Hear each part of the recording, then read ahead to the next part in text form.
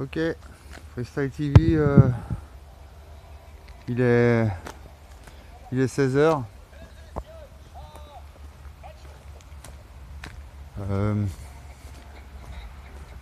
On est lundi 13. Bon, c'était une belle journée, dommage. Je l'ai passé comme je me suis réveillé dans la nuit à 1h du mat. Et j'ai reçu un coup de fil de l'huissier vers 9h30. Ça m'a mis un coup au moral, hein. J'étais un peu fatigué déjà, mais bon, j'étais prêt à affronter la journée, faire des choses, mais là, ça m'a un petit peu abattu, hein, donc c'est normal, c'est compréhensible parce que ça fait tellement d'années que je vis ça. Cette espèce d'irrationalité. Je vais baisser un peu le son. Je m'en sens enfin parler.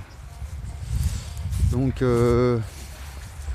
voilà, je me sens totalement incompris, hein. C'est pour ça que je fais ces vidéos, hein, pour que vous compreniez. Même si j'ai une vue, 2 vues, 3 vues, 4 vues, en fait je me dis de toute façon ça me servira d'alibi peut-être dans les jours ou les semaines ou les mois à venir, si les choses tournent mal. Parce que ma situation est tellement compliquée que puis ma philosophie aussi elle est pas simple, donc du coup il faut beaucoup de matière pour exposer un peu mes difficultés de toutes parts. Donc voilà, moi c'est vrai que j'ai bien insisté auprès de l'huissier, hein, faire comprendre que j'étais quelqu'un de non violent, plutôt quelqu'un de sensible, et voilà, si je suis explosif parfois et je me lâche et je profère des insultes ou j'ai des comportements un peu, je me mets à crier ou quoi, c'est parce que je suis sensible. Donc voilà, j'essaye de comprendre un petit peu. En fait, je me mets très facilement dans la peau voilà, même si je suis belliqueux un peu comme ça, j'attaque un peu la pensée, le sens commun, quoi. Je suis quand même en position de guerrier un peu, quoi, où je cherche vraiment à conquérir quelque chose, quoi. Un territoire inconnu, lambda, bon, mais un nouveau territoire en tout cas. Et comment en fait je me retrouve très rapidement à la place du bouc émissaire, mais dans la société qu'on retrouve à plein de la femme seule avec ses enfants qui est précaire, le réfugié, voilà, l'handicapé cotorep. Il faut savoir que l'UDAF qui m'attaque, c'est eux qui gèrent justement les curatelles, hein. Je pense qu'ils ont un lien aussi avec les placements familiaux, enfin c'est l'union des familles, donc. Voilà, il faut quand même bien analyser, bien comprendre ce qui se passe en France vis-à-vis de certaines personnes qu'on n'hésite pas à médicamentaliser et à réduire à l'état de légumes, hein. Vraiment, hein, parce qu'ils auraient un trouble psychologique, des crises d'identité, des choses comme ça, crises d'angoisse. Ça va très vite, hein, il suffit d'être un petit peu. Donc on a analysé déjà pas mal tout ça, hein, tout ce qui peut être source d'angoisse à notre époque. Déjà au point de vue scientifique, le fait de ne pas connaître le destin de l'univers. Ensuite, savoir qu'on est dans une société un peu d'imposture où tout est construit sur le mensonge, hein. Le libéralisme, désolé, le productivisme derrière, il emmène derrière lui toute une société construite comme ça sur les apparences et l'acquisition de biens matériels, chose qui n'est pas du tout en accord avec une certaine réalité humaine qui elle est peut-être beaucoup plus riche, hein, que ce qu'on nous essaye de nous vendre. Et je souligne vendre parce que voilà, il est tout à fait là. Il a à la fois au sens propre et au sens figuré dans cette phrase. Donc on nous vend une société de droit, un état de droit et de justice et de liberté, donc dans un cadre libéral quand même. Donc liberté dans le sens liberté d'aller au travail et pas de travailler. La liberté de se loger, on avait creusé un petit peu ça, et non pas le droit de se loger et pas le droit au logement. Il y a une association comme ça, droit au logement. Donc c'est vrai que voilà. Du coup, remise en question tout le temps. C'est vrai que jusqu'à maintenant, j'étais un peu dans ma bulle. Et petit à petit, j'ai pris confiance en moi avec mes découvertes. Mais ça suffit pas. Ça suffit pas. Il faudrait qu'on réfléchisse ensemble à des stratégies pour faire avancer les choses, parce que je me bats pas pour moi, mais voilà, je me suis réveillé dans la nuit comme ça, sans raison, et puis je suis tombé sur ce reportage comme ça s'est fait un peu automatiquement sur l'Érythrée. Donc depuis 91, ce pays vit dans cette situation d'enfermement et de tyrannie, et j'ai pas l'impression que moi, depuis cette époque non plus, en France, les choses s'arrangent, quoi, en fait. On peut dire que 91, c'est une date symbolique. C'était la guerre du Golfe, la première avec Bush. 10 ans plus tard, il y avait le World Trade Center. Donc il y avait Bush fils, Bush père, Bush fils. On peut faire une petite analyse géopolitique, un peu, de comprendre que le monde, il a pris une tournure à la fin du XXe siècle. Déjà avec les 2 guerres qu'il y a eu précédemment,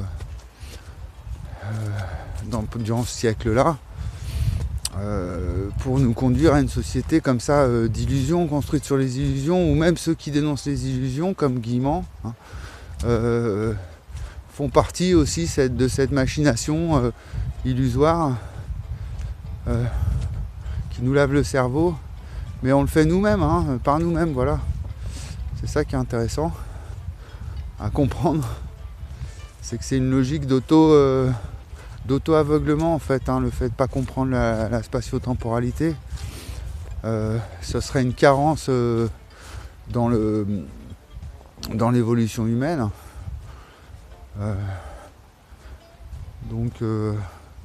Voilà, on va essayer de creuser un peu tout ça, essayer de comprendre dans quelle mesure quelqu'un comme moi qui s'exprime clairement et de façon consistante, peu importe l'interlocuteur. Donc voilà, j'ai fait une découverte, j'arrive même à faire pousser mes cheveux.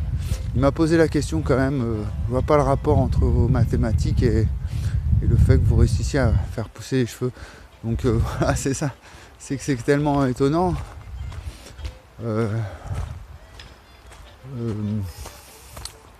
Comme découverte, le fondement du tout, voilà, ça concerne aussi l'écologie du bâtiment, l'organisation sociale. Donc je leur avais proposé à cet endroit-là une SIC.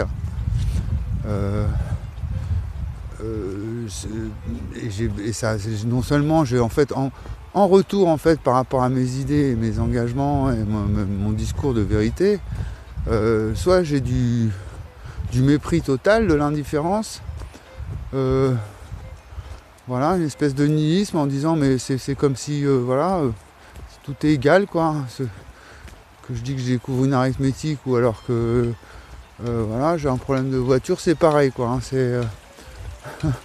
où j'ai acheté une voiture, j'ai découvert une arithmétique et j'ai acheté une nouvelle voiture, par exemple, au niveau de la valeur, c'est la même valeur, quoi. Il n'y a pas de c'est bien, je suis content pour vous, vous avez découvert une arithmétique, bon, mais j'arrive à faire pousser mes cheveux, c'est bien, voilà, je m'en fous instantanément, et peu importe la distance, j'en ai rien à foutre, quoi, en gros, il y a une espèce de, voilà, c'est un néant d'être, voilà. L'air du vide. Donc non, il y a d'autres raisons derrière quand même, hein. Il y a vraiment une intention de peut-être de me nuire et de me faire craquer jusqu'au bout, de rien lâcher, comme si en fait ces messieurs, parce que bon, il expulsait pas les gens l'hiver avant ce monsieur, hein. Donc ça fait 2 ans seulement qu'elle existe cette loi, hein. Donc comme si on lui mettait quand même un peu la pression en lui disant non mais là monsieur Solé, enfin maître Solé, hein, on l'appelle maître, hein, c'est un huissier, là Estrada, il faut qu'il dégage le plus vite possible quoi. Donc là c'est Noël, ok, l'huissier il faut quand même tient à sa réputation quand même, il va pas expulser les gens à Noël. Mais là il m'a clairement fait comprendre, parce que je lui ai parlé aussi d'une audience, hein, le 10 janvier, non, il m'a dit dès le début de l'année, je vous laisse passer les fêtes et dès le début de l'année on se rappelle, on négocie ça ensemble. En gros, si avec des menaces, j'aimerais bien, si on peut se passer des forces de l'ordre public, c'est-à-dire que je fasse ça, voilà, par moi-même, et donc aller voir les services sociaux. Donc cette réponse-là, je suis fatigué de l'entendre parce qu'elle vient même de mes amis, de ma famille. Même de mes proches, quoi. Voilà, va voir une assistante sociale, quoi. Donc on répond pas ça à quelqu'un qui fait tout un travail comme ça. Donc voilà, mes vidéos, elles sont là pour justifier un petit peu, en plus de mes groupes Facebook, de mes pages de mes recherches sur l'espace-temps, où j'ai vraiment tout mis là, ce que j'ai fait pendant 3 ans. Voilà, en plus d'un procès en cours, justement, donc est-ce que c'est le moment d'attaquer en justice mes anciens propriétaires et la ville de Prades au tribunal administratif, est-ce que c'est le moment de balancer ce que je sais sur Castex? C'est délicat, hein, comme situation, je suis vraiment... j'ai pas envie d'envenimer la situation, j'ai pas envie d'aller vers le pire. Donc bon, on va essayer de construire quelque chose. Je m'accroche un petit peu là, je suis un peu désespéré, j'essaie de m'accrocher à mes derniers... non, parce qu'en fait je suis en train de reprendre la santé, et quelque part j'ai envie de grandir en puissance, quoi, en puissance. C'est pour ça aussi que je fais ces vidéos, peut-être parce que je veux changer de format et arriver à un niveau de performance dans le... Oui, c'est ça en fait qui me manque, c'est-à-dire que même si mes découvertes ou ma philo elle est performante en tant que telle, au niveau de la communication et de la transmission de l'information, ça passe pas. Et pourtant je vois bien que la question du temps, quand même, elle est omniprésente, et très souvent, voilà, je vois des chaînes YouTube qui reprennent le mot temps. Spacetime, c'est une chaîne physique, il y a des chaînes de journalistes. Donc,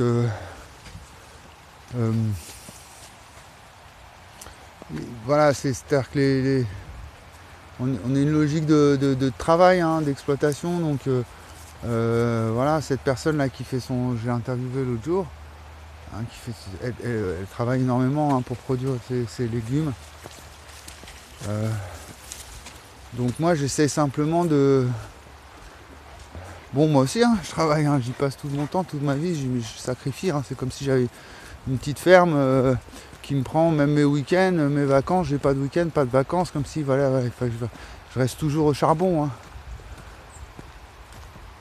Plus après les inconvénients que ça crée au niveau voilà, avec vis-à-vis des institutions. Donc voilà, je fais de la désobéissance civile par action non violente à visage découvert. Ça, je l'ai souvent dit aux juges. Donc est-ce qu'il va falloir encore que je ressorte cette carte et que je leur dise bon bah écoutez, allez-y, expulsez-moi par la force. J'ai fait une chaîne, bien Kéro, YouTube, je leur explique, hein, la vérité, comme je fais à chaque fois. Ça change rien, hein, et voilà, c'est comme si la vérité, elle avait aucune importance, quoi, en fait, vis-à-vis de tous ces gens-là, tous les gens à qui je m'adresse. La vérité, être sincère, dire les choses comme elles sont, non, ça intéresse personne. Donc l'intérêt, voilà, on fonctionne beaucoup à l'intérêt, et particulièrement l'intérêt matériel, l'intérêt financier, quoi. Les taux d'intérêt, tout le système bancaire il repose là-dessus. Donc peut-être aussi travailler sur cet aspect-là plutôt que d'être menaçant, des procès, c'est ça, hein, moi je suis pas vraiment un homme de combat finalement. Au niveau intellectuel oui, mais après le reste.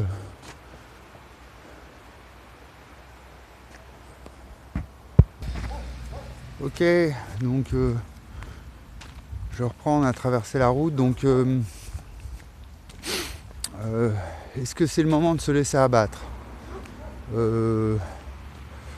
Non, je crois pas, justement, il y a eu tellement de Bon, le problème c'est que plus le temps passe et plus je me retrouve seul un peu contre tous là. Et en attendant, en fait j'ai l'impression que tout le monde attend que je craque en fait.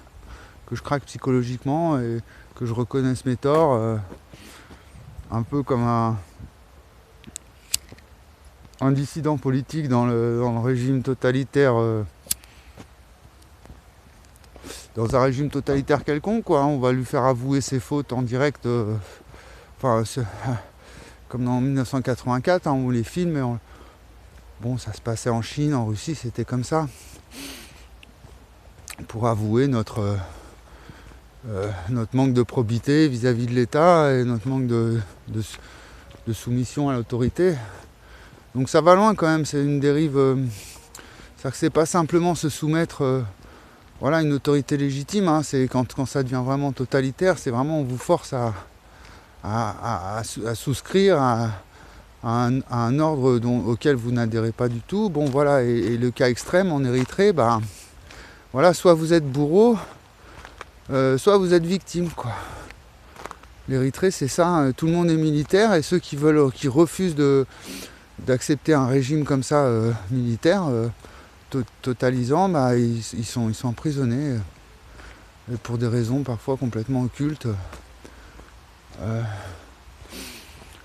Donc c'est un peu ça la modernité, et peut-être en France aussi, hein. On a des victimes, on a des bourreaux et après choisis ton camp, hein. Et Dieu pour tous, hein.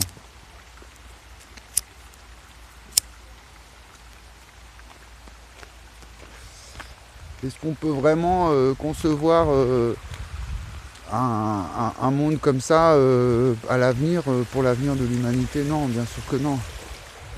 Donc je reprends toujours, je pense que c'est vraiment une méconnaissance fondamentale, un truc qui nous manque et qui inconsciemment nous oblige à déjà nous donne des institutions qui comme l'ONU, tout ça, qui peuvent pas. Bonjour, gentil cette dame. Des institutions qui peuvent rien faire contre des tyrans, d'une part. Donc là il y a déjà une grosse lacune, hein, du point de vue du droit international. C'est-à-dire qu'on pensait peut-être que notre droit était suffisant avec les droits de l'homme. Les droits fondamentaux, ça c'était suffisant pour garantir la paix, enfin en tout cas la justice. Et en fait c'est pas le cas, d'une part, et puis d'autre part garantir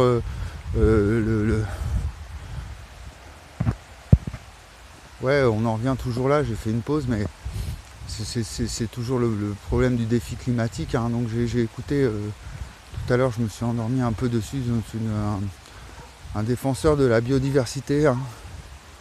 Un homme qui a l'air d'être très compétent depuis longtemps, il est engagé là-dedans, il nous sort des chiffres, des statistiques. Et donc il pose le problème du réchauffement climatique sur la table. En parlant des rétroactions, des risques vraiment, quand on laisse faire, et à quel point la biodiversité finalement a une valeur, ça c'est la partie importante de l'interview, hein, une valeur ressource Si par exemple on enlève la biodiversité d'une forêt ou des fonds marins, tout ça, on peut carrément plonger toute une région ou tout un pays dans la pauvreté la plus totale. Ça rapporte énormément en fait le fait de laisser la nature reprendre ses droits, parce que derrière il y a plein de rétroactions indirectes, hein, qui ont une influence sur toute la chaîne alimentaire, et aussi la chaîne de production de richesse. Donc quand je défends justement un retour à un réensauvagement, c'est pareil que le désenchantement, c'est une notion importante des années 70 dans l'écologie politique. Réensauvagement dans le sens, voilà, nous on va imaginer les sauvageons de cité, mais justement c'est peut-être lié. Pourquoi il y a un retour un peu, donc cette seconde nature, hein, que j'essaie de construire à travers ces vidéos, un retour à cet aspect sauvage, hein, chez les jeunes ou dans l'urbanisme, dans la culture urbaine, parce que donc il y aura un état propre à la nature, hein. Donc pour reprendre mon travail de dimanche sur la nature de la culture, voilà, on aura un état permanent, éternel, en fait, qui représente l'éternité, primitif, hein. Donc cet aspect un peu sauvage, qui est vital en fait, hein, comme la biodiversité, hein, voilà, la nature sauvage, elle est vitale pour l'humanité et pour la culture du développement et la culture moderne. Et plutôt que d'opposer l'une à l'autre, hein, c'était le travail de Morin, c'est ce qu'il cherchait à faire, hein, opposer, d'accord, mais parce que contradictoire, et opposer contradictoire parce que complémentaire. Voilà. On voit bien déjà ces trois notions, elles sont liées d'une manière un peu mécanique, hein. Et bon voilà, moi j'ai simplement poussé le truc un peu plus loin, hein. Et j'y suis pas allé au hasard, hein. Ça s'est fait parce que je maîtrisais, j'avais bien intégré toutes les notions nécessaires, la fameuse nécessité. Donc qu'est-ce qui est nécessaire là dans mon cas? Prendre la fuite, lâcher l'affaire, me soumettre ou résister et me battre? Si j'avais des interactions, ça aurait été cool, j'aurais bien voulu savoir. Enfin avoir les avis, si genre le pouce bleu, je me bats, le pouce en bas je laisse tomber, je lâche l'affaire. Bon, je remplis mes bouteilles. Ok, on continue l'analyse de la situation. J'ai oublié de boire un coup. Oui, je me demandais justement s'il fallait que je me comporte donc comme un réfugié qui a fui l'Érythrée.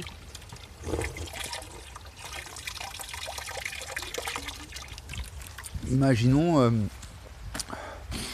quand j'arrive en France, comment je me comporte. Est-ce que je peux me comporter comme je le fais actuellement, ouvrir un squat, me confronter à l'État? Non, certainement pas. Justement, un réfugié, il ne peut pas faire ce que je fais. Même la plupart des Français ou des gens de ma génération, ils ne peuvent pas, à ce point-là, sur des années, mettre leur liberté en péril pour des idées, quoi, hein. Les gens préfèrent effectivement la tranquillité, la paix, être heureux, hein. Ils vont pas aller se mettre en danger et se confronter au discours, à l'indifférence fasciste de la modernité. Donc voilà, moi je suis un petit peu un laboratoire, un peu comme Assange, hein, où lui il a toute une logique du rapport à la liberté de la presse, la liberté d'informer.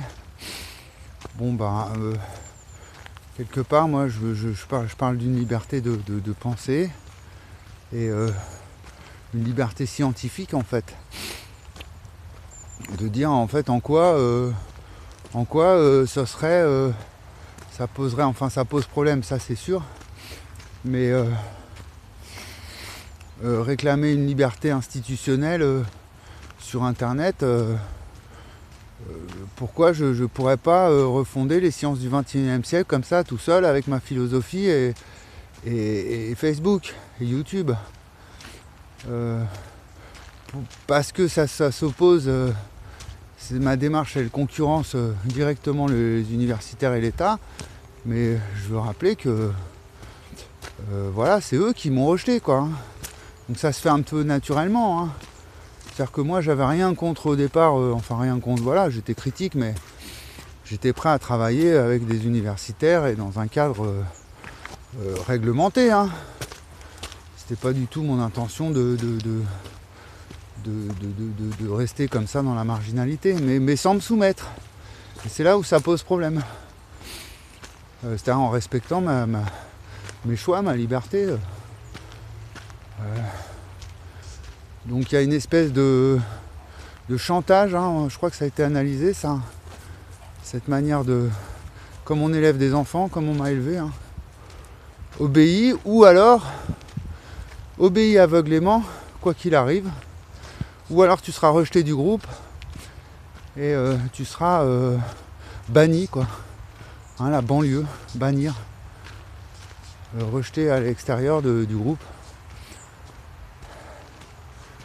Donc il y a une logique de bannissement comme ça si on ne rentre pas dans le cadre. Donc une arithmétique, d'accord, mais tu n'as pas de diplôme supérieur, donc ton arithmétique est caduque. Donc c'est ce raisonnement là qui est un petit peu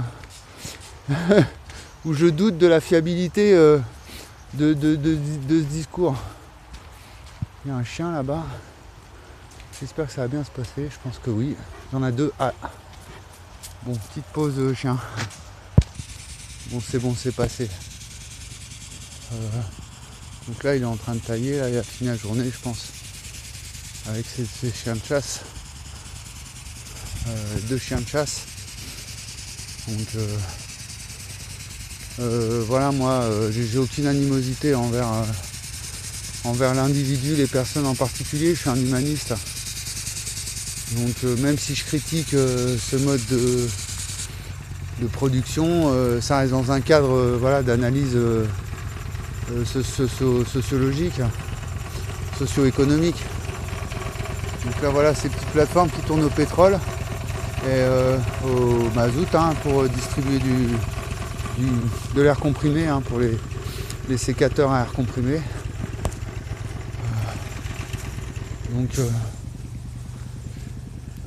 Donc voilà, c'est vrai que moi c'est pas vraiment comme ça que je voyais la taille. Pour moi, moi j'ai du mal à travailler sur ces plateformes à cause du bruit justement tout le temps et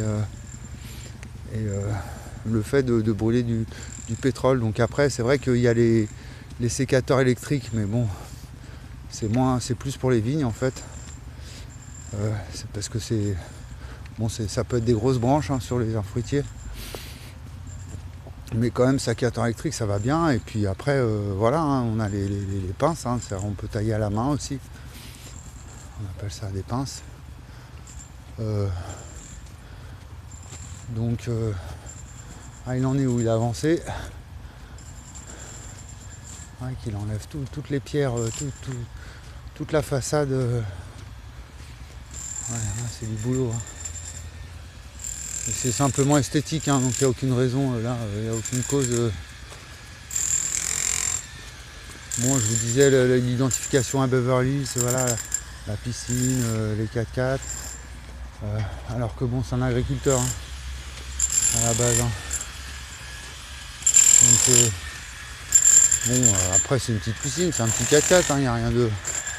Mais c'est ce désir mimétique là, cette course à la ressemblance, quoi, au même,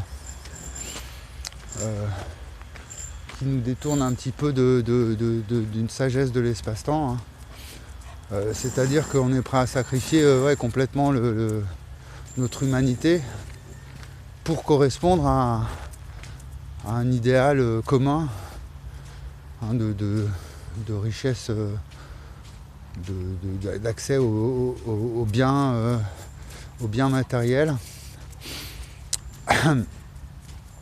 suffisamment pour avoir une maison, une piscine, plusieurs véhicules, le frigo plein, etc. Donc c'est vraiment la base, hein. Et puis après, bon, ça s'arrête jamais, on achète les derniers iPhones, les derniers... Voilà, on nous pousse à ça. Et quel problème ça cause au niveau de l'humanité et au niveau de l'environnement, quoi. C'est vraiment ça ce que j'essaye de soulever, quoi. C'est cet appétit à consommer qui est promulgué par la publicité et tous ces vecteurs idéologiques. Est-ce que justement c'est à ça qu'il faudrait s'attaquer pour résoudre le problème du réchauffement climatique, de vraiment un peu comme un philo, hein, mes maths aussi, hein, de trouver la cause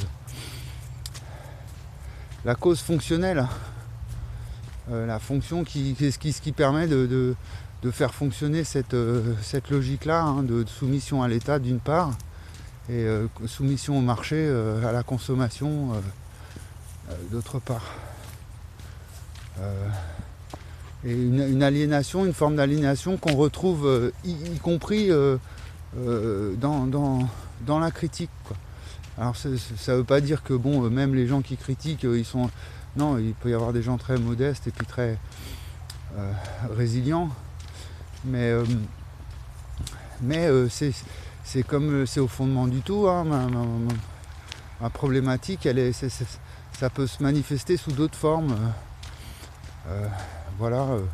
Un guillemant qui va mélanger les choses sous un caractère un peu de savant, de sophiste, hein, voilà, un sophiste, un Michel Colomb qui va s'arroger une certaine forme d'autorité du fait de sa culture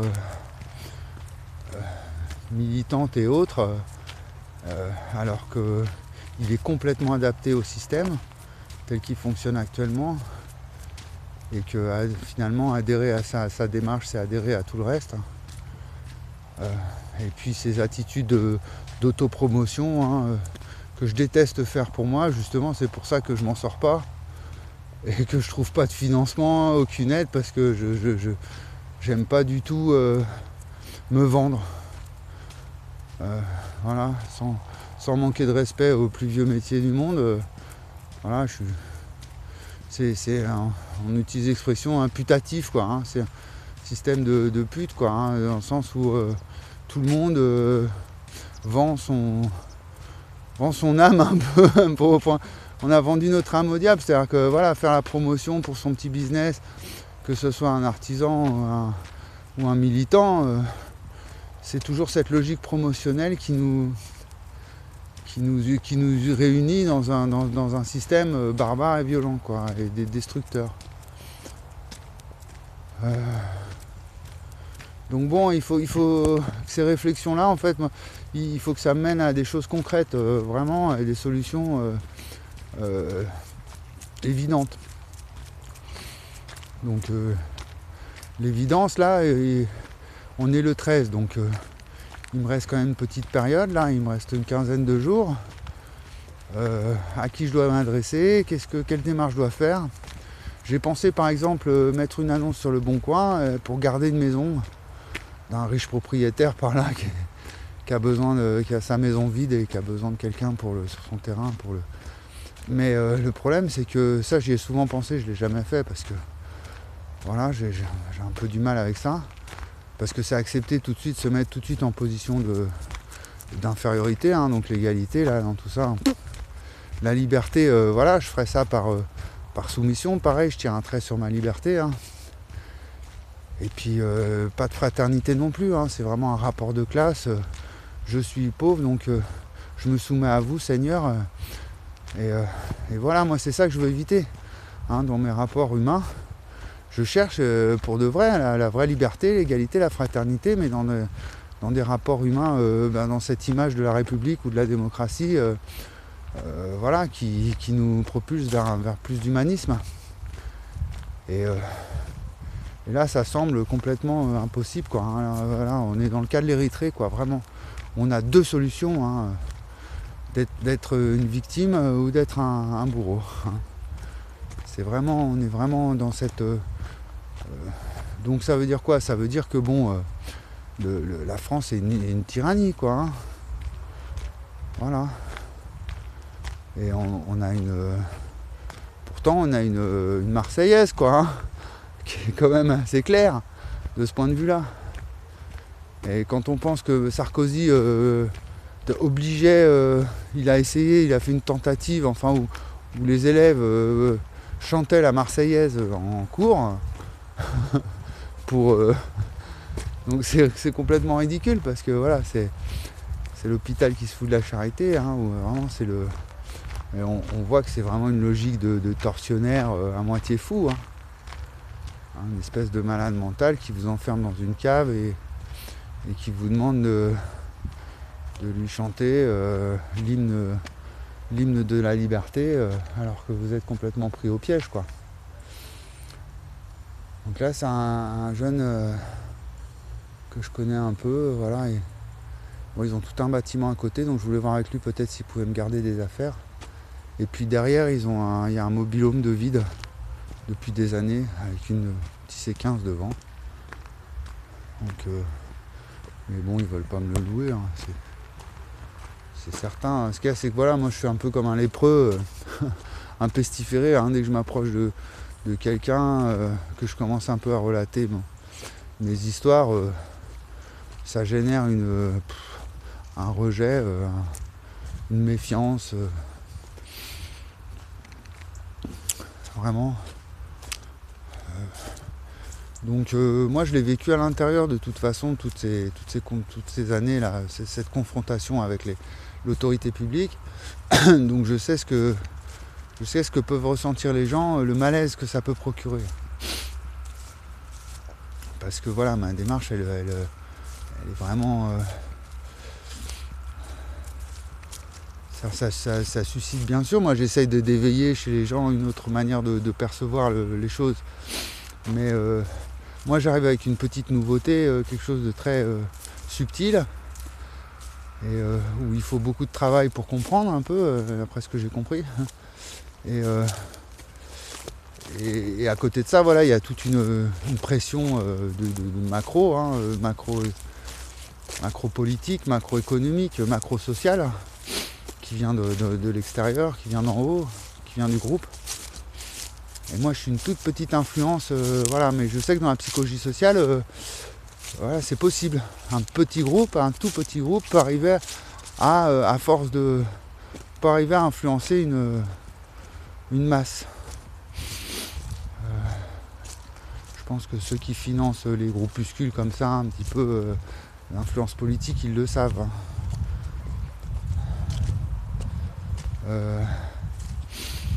Bon, on va faire une pause là encore, 30 minutes, 38 minutes.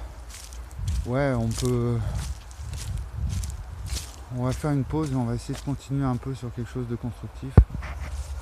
Ok, donc je disais on allait finir sur quelque chose de constructif. Constructiviste, construire l'intelligence de la complexité, je les ai pas contactés encore. Bon, j'aurais dû, hein, quand même, depuis le temps. Donc l'idée c'est en utilisant les vidéos là, de contacter des organismes, des institutions, de continuer d'essayer d'ouvrir le dialogue, mais en étant un peu plus insistant, vraiment en précisant que c'est imminent, que ma situation elle est vraiment délicate là, et bon, je fais appel à l'honnêteté intellectuelle. Moi voilà, j'essaye d'avoir une démarche on ne peut plus sincère, hein. Je m'exprime librement, et bon, je pense que c'est ça qui dérange vraiment. Comme aujourd'hui, c'est pas du tout, rien que dans un CV, une lettre de motivation, on voit que la sincérité dans ce monde marchand, elle n'est pas du tout sollicitée. Au contraire, hein, stigmatisée quand on est sincère. On dit ce qu'on a sur le cœur, il ne faut pas le dire, hein. Donc il y a un muselage d'entrée, hein, donc dénoncer ça déjà. Ne pas arriver en sauveur de la nation, mais encore au-delà, quoi, hein. Vraiment, alors sauveur de l'humanité, non, de réfléchir à des institutions internationales plus justes. Quand on parle d'un nouvel ordre, mondialisé, bah voilà, avec mon axiomatique de moi-même monde, hein, espace, hein, mon axiome espace, avec un nouveau paradigme scientifique, voilà, c'est faisable, c'est jouable. Alors que tant que comme s'il nous manquait quelque chose, donc il faudrait que j'arrive à convaincre convaincre quelqu'un pendant cette durée, cette période qui nous attend là, jusqu'à début janvier, hein, période de fête. Que j'arrive à écrire un courrier suffisamment convaincant pour que on dise à l'huissier attendez un peu là. Et voilà, moi il me faut une réponse. Il me faut une réponse pour mon arithmétique. Si j'arrive à faire repousser mes cheveux, j'ai retrouvé toute ma santé, il me faut une réponse. Hein, comment ça se fait que j'ai réussi à faire cet exploit, comment ça se fait que j'arrive à coller les philosophes, les sociologues, les mathématiciens, comment ça se fait? Il faut bien une raison à tout ça. Hein, comme disait Leibniz, le principe de raison suffisante. Est-ce que ça suffit comme raison? Voilà, pour moi ça me suffit. Le fait d'avoir fait cette découverte médicale et des mathématiques ces 3 dernières années, plus tout le reste, ça me suffit pour continuer la lutte. Mais plus de manière comme ça, hein, sous forme de bouc émissaire. Hein. C'est pour ça que j'ai commencé un peu mes séries sur ce thème-là, hein, d'essayer de trouver une approche beaucoup plus humaine et puis productive. Hein.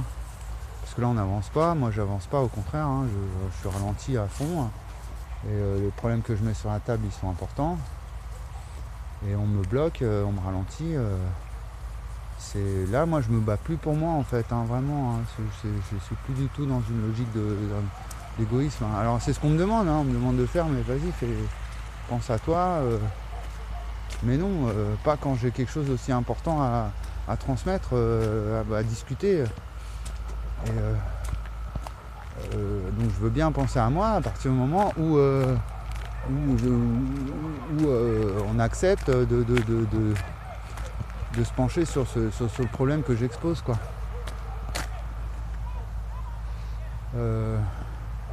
Donc voilà, je sais pas comment je vais l'appeler cette vidéo, garder l'espoir ou quelque chose comme ça, ou s'accrocher à ses convictions. Il y a une petite photo sur Facebook, un petit mème qui circule des fois avec un personnage qui creuse et puis il est à 2 doigts, on voit il est à 2 doigts de trouver la mine, et puis en dessous il y a le même qui fait demi-tour, quoi. Au dernier moment, voilà, c'est le même personnage dans la même situation, mais il y en a, il continue jusqu'à au filon, quoi. Il est très proche du filon, et l'autre il est presque arrivé au bout, mais il fait demi-tour. Donc peut-être ma situation elle est comme ça. Enfin, c'est une image qui me revient souvent en tête. Ça, je suis presque arrivé, je suis vraiment à 2 doigts de trouver de percer hein, de me faire entendre. Et donc c'est peut-être pas le moment que je capitule. De toute façon, les rapports sont quand même restent courtois. Hein. Il m'a pas fait de menace. La menace d'expulsion elle est bien réelle, mais pas avec les forces de l'ordre dans un premier temps. Donc ça dépend un petit peu. Il me renvoie à moi-même. Hein. Il me dit bon, c'est à toi de choisir hein, si tu veux qu'on fasse ça salement ou proprement. Hein. Mais c'est toujours cette logique érythréenne, hein, voilà, hein, tyrannique, où soit on est un opposant et on finit en prison et on finit rejeté, soit on s'enrôle dans l'armée, dans la logique de destruction généralisée. Donc voilà, 3/4 d'heure, ça va bien, il y a un tracteur qui est en train de... Donc voilà, il laisse tourner sa voiture. Je sais pas pourquoi, il y a sa voiture et... Ah non, ils sont 2, d'accord. Donc voilà, cette logique de pétrole avec la pub. Je vous laisse nous annoncer qui vous êtes. Jeanne Bourgain-Ducal. Oui, France Inter. Ok, France Inter, on a l'impression que c'est Skyrock hein, quand on écoute France Inter. Donc voilà, il laisse tourner la voiture avec France Inter. Le tracteur, voilà, il est où le monde agricole là, ici, où est-ce qu'on est?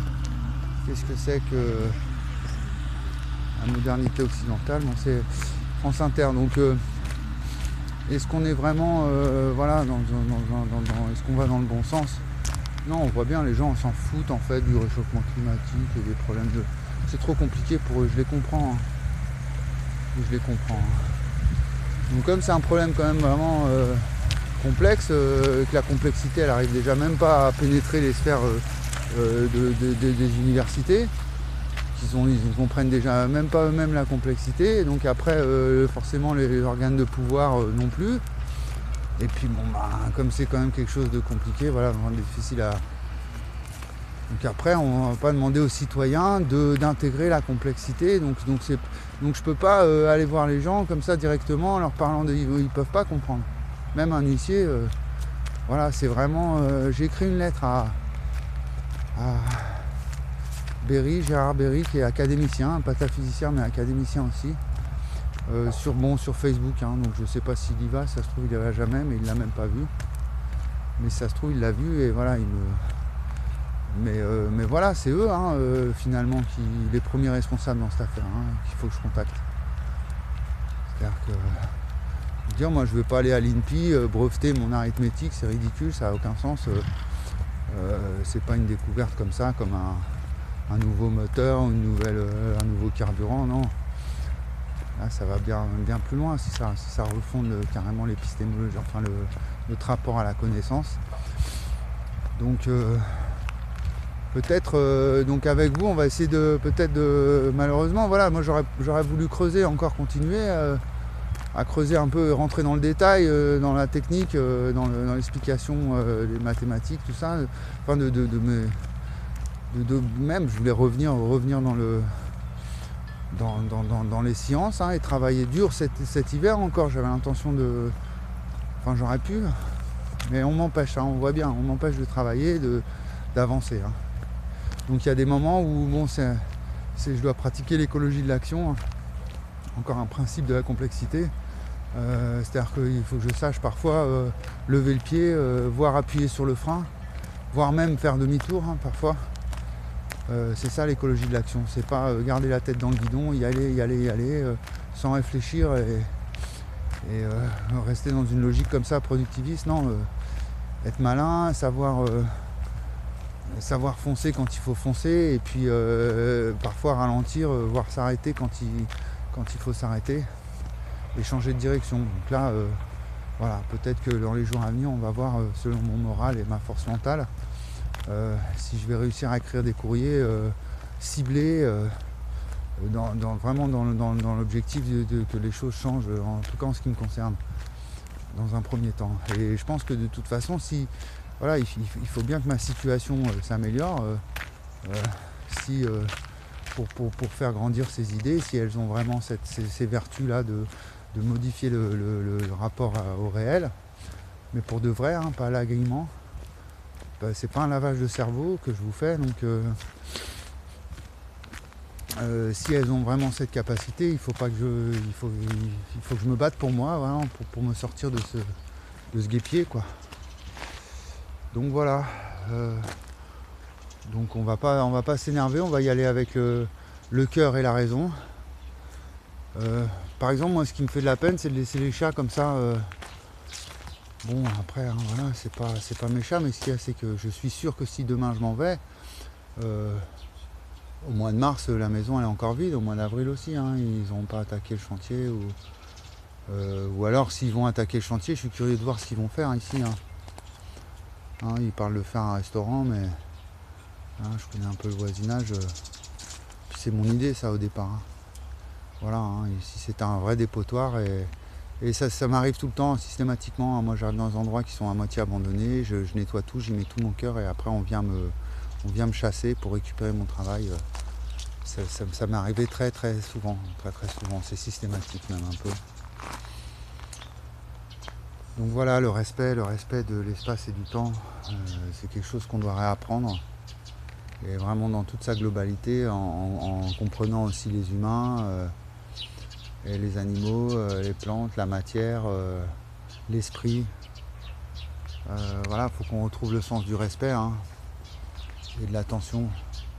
Et sortir de ce scientisme, c'est cette rationalité stupide et aveugle et brutale. Hein. Voilà, on arrête à 50, allez.